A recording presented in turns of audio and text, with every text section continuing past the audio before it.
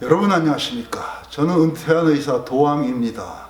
오늘 토리노성이 예수님 비치유 공부에 오신 것을 환영합니다. 오늘 공부의 주제는 예수님이 주신 주기도문. 지난번에 첫 번째 구절 말씀을 했고 오늘은 두 번째 구절의 말씀입니다.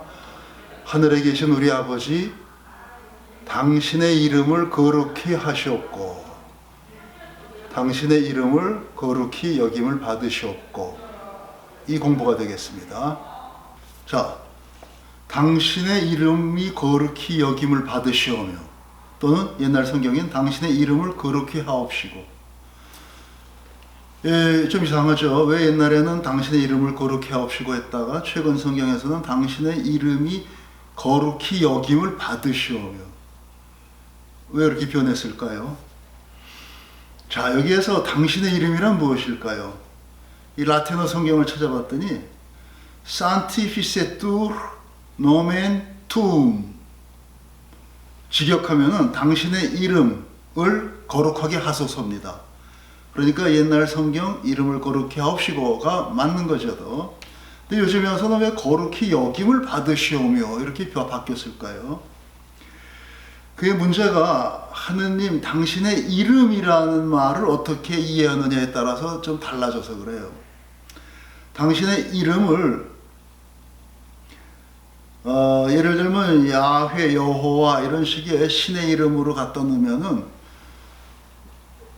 야훼, 여호와 신, 당신의 이름을 거룩히 여김을 받으시오며 거룩히 하시옵고, 그러면 신에게 자신의 이름을 더 거룩히 하게 해달라고 비는 꼴이에요. 좀 뭔가 이상하죠. 원래 거룩 그 자체인 신에게 우리 하찮은 인간이 뭘 당신 이름을 더 거룩하게 신께서 하소서, 이런 식의 의미의 기도란 거는 뭔가 좀 이상하잖아요. 그게 이상했는지 번역을 또 바꿨어요. 당신의 이름이 거룩히 여김을 받으시오며. 우리가 야훼, 여호와 신에게 신을 이렇게 거룩히 여기는 것이 더해지도록 우리 마음이 그렇게 좀 우리를 도와달라, 이런 뜻의 이제 의미 같은데,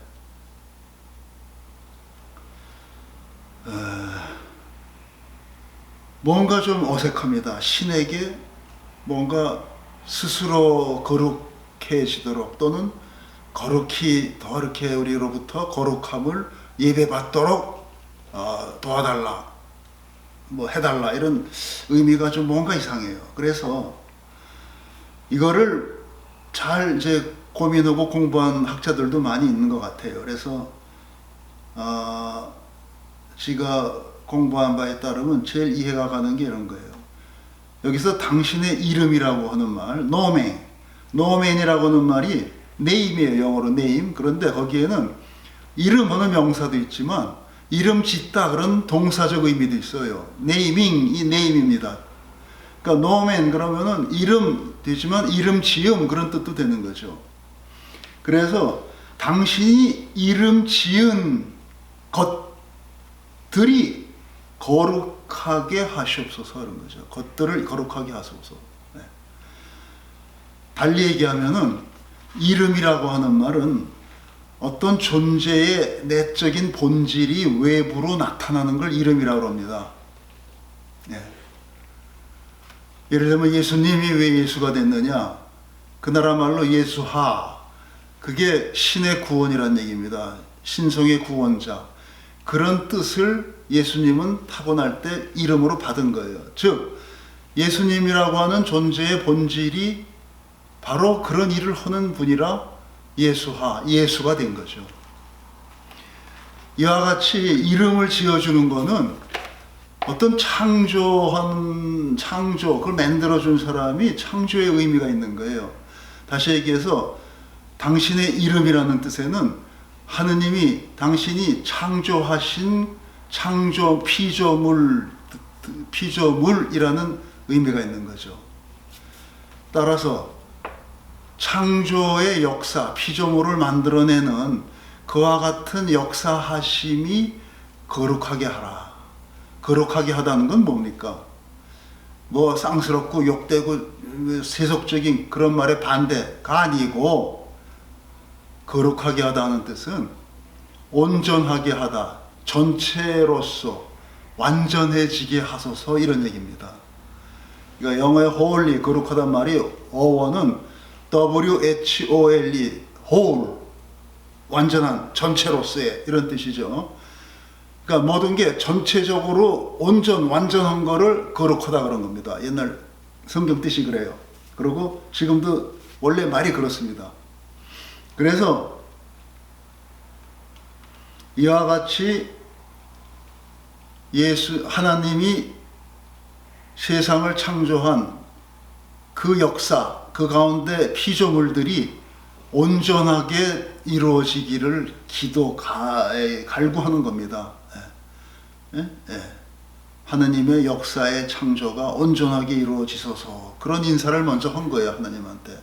왠가 하나님이 하시는 일이 창조의 역사니까, 우리 피조물을 맹기는 거니까 그 피조물들이 잘 되게.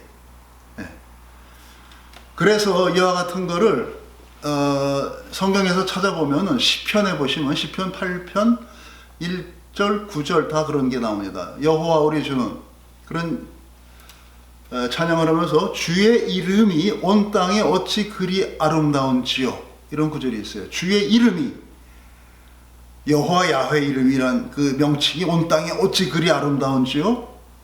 이거 아니죠. 주께서 창조하신 그 이름 지어주신 피조물들이 온 땅에 어찌 그리 아름다운지요. 그렇게 시작을 해요. 그러면서 쭉 피조물들, 뭐 나는 새, 땅에 뭐 짐승, 뭐 바다 물속에 뭐 있는 존재들까지 다 이렇게 칭송을 한 후에 마지막 구절 가서 그 편에도 똑같은 걸로 끝냅니다. 주의 이름이 온 땅에 어찌 그리 아름다운지요. 그러니까 다윗이 이렇게 여호와의 창조의 역사, 이 땅에 이와 같이 훌륭한 피조물들을 맹길고 이 아름다운 땅을 맹길어서 자기한테 다스리게 한 거 그 자체를 감사하는 거죠. 이보다 더 중요한 것은 예수님도 똑같은 말씀을 또 했어요. 어디서? 요한복음 12장 28절 근처입니다. 예수님이 당신이 곧 죽음을 당할 거를 예견하시면서 사람들한테 얘기를 하면서 마음이 힘들었어요. 힘들죠. 자기가 죽어야 된다든가. 그래서 아버지 나를 구원하사 이 때를 면하게 하소서, 뭐 이런 기도도 말씀도 했다가, 그러나 내가 이를 위하여 이 때에 왔나이다. 또 이 일을 내가 감당할 사람입니다. 내가 아버지 뜻대로 이렇게 뭐 죽어야 된다든가, 이런 의미겠죠. 그러면서 마음이 번민하고 아주 힘들어서 하나님을 향해서 뭔가 외친 것이 뭐냐? 아버지여, 아버지의 이름을 영광스럽게 하옵소서. 그와 같은 말을 합니다. 이에 하늘에서도 소리가 나면서, 뭐 천둥 소리 같은 게 나면서, 내가 이미 영광스럽게 하였고 또다시 영광스럽게 하리라. 이런 소리를 듣고 사람들이 야, 이거 뭐 천사가 천둥을 쳤다 뭐 이런 식으로 불안해하니까 예수님이 이 하늘 소리는 나를 위한 것이 아니요 너희를 위한 것이다, 이렇게 끝을 맺습니다. 여기서 뭡니까? 아버지여, 아버지의 이름을 영광스럽게 하옵소서. 예수님 자신이 생각하면서 막 번민스러워지고 뭔가가 이렇게 힘드니까 마치 겟세마네 동산에서 뭐 이렇게 이 잔을 피하게 하소서 하는 식의 그 마음가짐 상태랑 유사한 거죠. 그럴 때 외친 게 아버지의 이름을 영광스럽게 하소서. 아버지의 이름, 아버지께서 이름 주어주신 나, 만들어준 나, 이 피조물 나를 영광스럽게 좀 더 온전하게 하소서. 내가 지금 막 흔들리고 마음이 힘듭니다. 이런 뜻이죠. 그러므로 하늘에서 소리가 난 게 내가 여기에서 너를, 이게 생략되어 있어요. 그렇지만 영광스럽게 하였고 또다시 영광스럽게 하리라, 이런 뜻이죠. 영광스럽게는 뭐예요? 뭐 거룩하게 무슨 황금빛 만도를 입혀주는 게 아니고 너를 보다 온전하게 만들어서 네가 뭔가 힘들지 않게 하겠다, 온전하게 너의 일을 이루게 하겠다, 뭐 이런 의미겠죠. 이 사람들이 소리 듣고 놀래가지고 하니까 이 하늘 소리는 나를 위한이 아니요 너희를 위한 것이다.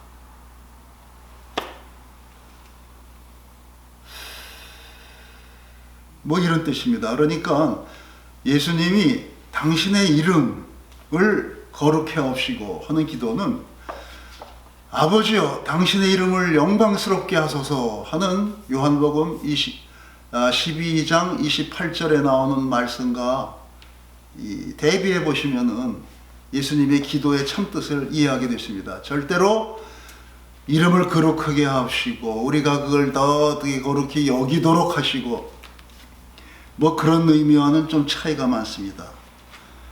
예.